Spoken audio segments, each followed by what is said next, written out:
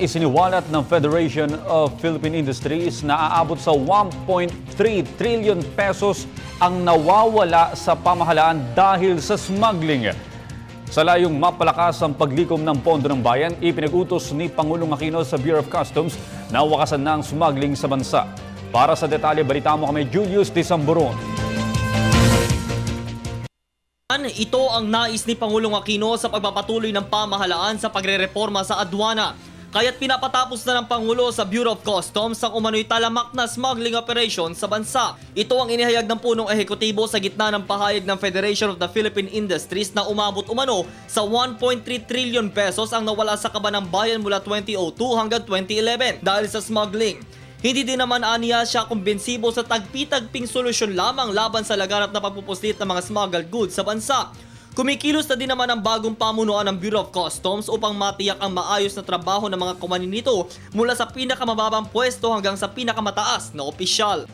It was tolerated for the longest time na yung personnel mo, basta makapasok lang sa customs, bigla lang bahala na siya kung saan niya a-assign ang sarili niya. So how do you have efficiency there and how do you have accountability?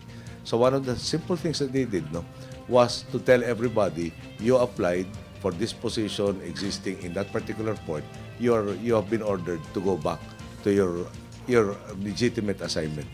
Matatanda ang una nang nagpatupad ng total revamp sa BOC kung saan itinalaga sina Customs Commissioner John Philip Sonny Sevilla at dating AFP Chief General Jesse De Leosa na mamuno. Giit pa ng Pangulo na mahalaga na matukoy ang kontribusyon ng bawat isa para sa mabuting ala. Binigyan din ng Pangulo na hinihimok nila ang mga ayaw magtrabaho sa adwana na hindi mawawala ang kanilang seniority sa ibang tanggapan ng pamahalaan kung maglilingkod sila sa kawanihan. We have replaced the high officials.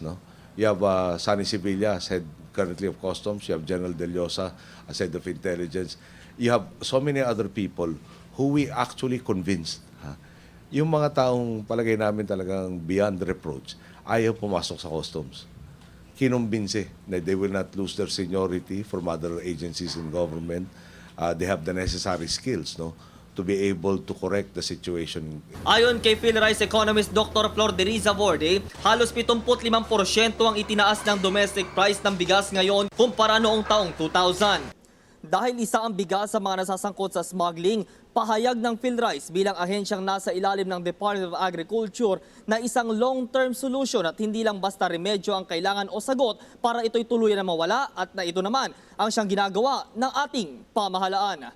Para sa Telebisyon ng Bayan, ako si Julius Disamburon.